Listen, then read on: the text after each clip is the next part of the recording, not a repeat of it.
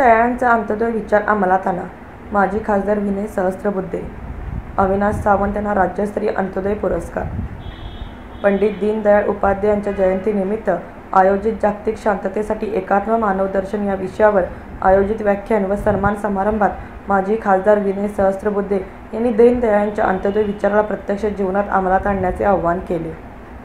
समारंभाचे उद्घाटन मान्यवरांच्या हस्ते पंडित दीनदयाळ उपाध्याय यांच्या प्रतिमेचे पूजन व दीप प्रज्वलन करून करण्यात आले. महापालिका उपायुक्त स्मृती पाटील कार्यक्रमाच्या अध्यक्षस्थानी होत्या. कार्यक्रमाचे व्यवस्थापन व आयोजक होते एकात्म मानवदर्शन प्रचार समिती व अंत्योदय फाउंडेशन.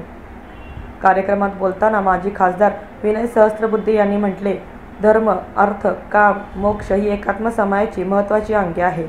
पंडित दीनदयाळ उपाध्याय यांच्या अंत्योदयाचा विचार अंमलात आणून सक्षम व सशक्त समाज घडवणे हीच त्यांच्या स्मृतींना समर्पक आदरांजली ठरेल. ते म्हणाले की भारतीय कला, संस्कृती, साहित्य आणि समाज जीवन पद्धतीचे आंतरराष्ट्रीय स्तरावर अनुकरण सुरू आहे आणि हा आमचा अभिमानाचा विषय आहे. समारंभाचे उद्घाटन, पाहुण्यांचा परिचय व कार्यक्रमाची रूपरेषा डॉ. R.V. गुरव यांनी सादर केली. माजी अध्यक्ष C.B. भोसले यांनी विशेष पाहुणे विनय सहस्त्रबुद्धे यांचा सत्कार करताना त्यांना भेटवस्तू देऊन सन्मान दाखविला. यावेळी कार्यक्रमाचा ठळक भाग होता. सकस आहार योजनेचे जनक व मैदानी खेळांचे ज्येष्ठ प्रशिक्षक अविनाश सावंत यांना राज्यस्तरीय अंत्योदय पुरस्कार देऊन गौरवणे. पुरस्कारात रोख 25,000 रुपये, मानपत्र, शाल आणि श्रीफळ यांचा समावेश होता. पुरस्कार मानपत्राचे वाचन हर्षदा कुलकर्णी यांनी केले आणि संस्था अध्यक्ष परशुराम कदम यांनी पुरस्काराबाबत माहिती दिली. पुरस्कार प्रदान समारंभाचे सूत्रसंचालन अनुजा व अभिनय कुलकर्णी यांनी केले. स्वागत व प्रास्ताविक संजय परमणे यांचे होते, तर कार्यक्रमातील आभार मानण्याची जबाबदारी स्वागत परुळेकर यांनी पार पाडली. कार्यक्रमात उपस्थित मान्यवरांनी आणि पाहुण्यांनी अविनाश सावंत यांच्या सामाजिक कार्याचे आणि खेळ प्रशिक्षणाचे कार्यक्रमांचे गौरव केले.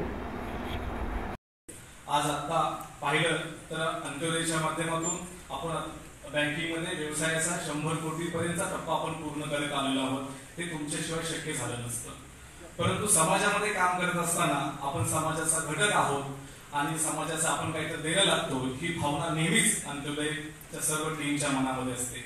आणि म्हणून दरवर्षी अंत्योदयच्या माध्यमातून वेगवेगळ्या क्षेत्रामध्ये काम केलेल्या व्यक्तींचा गुणगौरव सन्मान आपण करत असतो. आणि पुरस्काराचं स्वरूपही यावर्षी आम्ही मोठं ठरवलेलं होतं. मग आम्ही या पुरस्कारासाठी निवड कोणाची करायची, तर त्यानिमित्त आम्ही संपूर्ण महाराष्ट्रभर हा राज्यस्तरीय पुरस्कार द्यायचा असेल तर त्या पुरस्कारासाठी व्यक्तीही योग्य असायला हवी. म्हणून आम्ही राज्यभरामध्ये वेगवेगळ्या अंत्योदयच्या विचारावर काम करणाऱ्या व्यक्तींचा शोध चालू केलेला होता. परंतु ती आम्हाला मिळाली सांगलीमध्येच अविनाश बाबूंच्या सारखी, ज्या व्यक्तीनं अखंड आपलं आयुष्य विद्यार्थी आणि खेळाडू घडवण्यामध्ये घालवलं. अशा व्यक्तीला मी आत्ताही निस्वार्थीपणे मग अशा व्यक्तींना हा आपण अंत्योदय पुरस्कार द्यायला हवा असं टीमनं ठरवलं. आणि तोही पहिला अंत्योदयचा राज्यस्तरीय पुरस्कार सांगलीमध्ये येतो. त्यासाठी मी अंत्योदयच्या टीमच्या वतीनं, अंत्योदय मल्टीस्टेटच्या वतीनं बापूंचं मनापासून स्वागत करतो, अभिनंदन करतो. मध्ये राहिलेला माणूस आहे, जो दरिद्री आहे, जो निर्बल आहे, जो उपेक्षित आहे, जो वंचित आहे, या माणसाला, या व्यक्तीला प्राधान्य देणं याचा विचार अंत्योदयामध्ये आहे. जो अंतिम आहे त्याचा उदय आधी झाला पाहिजे. आणि म्हणून इंग्रजीमध्ये सांगायचं तर the most deprived should be considered as the most deserving when it comes to distribution of the fruits of the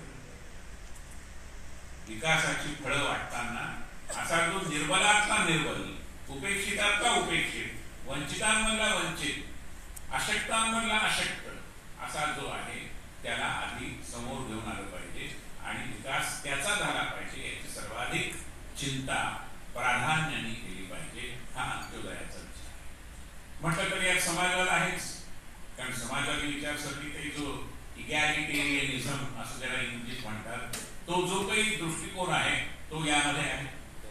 पण समाजवाद नाही की याचं घ्या, काढा याच्या खिशातनं आणि त्याला वाटा असा दृष्टिकोन नाही. आणि भांडवलशाहीमध्ये ज्या पद्धतीने केवळ श्रीमंतांचीच चिंता केली जाते, श्रीमंतांचाच बोलबाला होतो आणि उपेक्षित हा उपेक्षितच राहतो, तीही रचना आहे. त्यामुळे या दोन्ही विचारसरणींमधलं, या दोन्ही आर्थिक विचारांमधलं जे अधिक सात्विक आहे, योग्य आहे, न्यायबुद्धीचं आहे, ते एकत्रित होतं अंत्योदयाच्या विचार. आणि म्हणून अंत्योदयाचा विचार हा भारतीय संस्कृतीचा समाजवाद, साम्यवाद की भांडवलशाही या प्रकारच्या वादविवादावरचा तोडगा आहे. आम्हाला समाजवाद, साम्यवादही नको, भांडवलशाही नको. दोन्हीमध्ये काही वाईट घटक आहेत, दोन्हीमध्ये काही चांगले घटक आहेत. त्या चांगल्या घटकांचा समन्वय करून आम्ही आमचा दृष्टिकोन स्वीकारला आहे. त्याचं नाव आहे अंत्योदय. हा खरं म्हणजे काही माझ्या एकट्याचं श्रेय नाही आहे.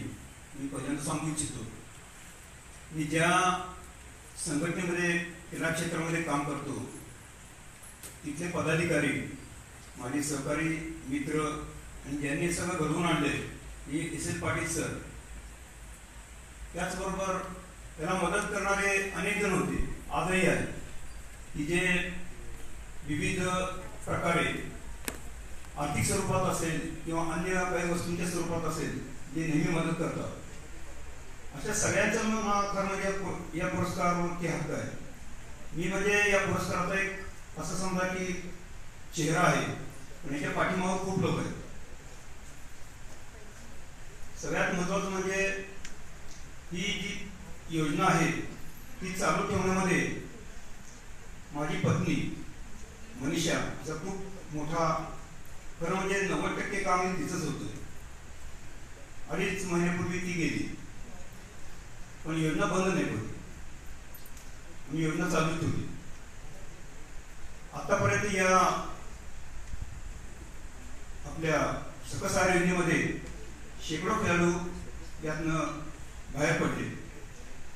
या खेळाडूंमध्ये आताच म्हणजे ज्यांना शक्य आम्ही असा काही डाटा ठेवला नव्हता त्याचा, पण ठीक आहे, या निमित्तानं आपल्याला काही जर समजा गोळा करता आलं तर म्हणजे 110-120 जणांची यादी एस पाटील सरांनी आता मला दाखवली की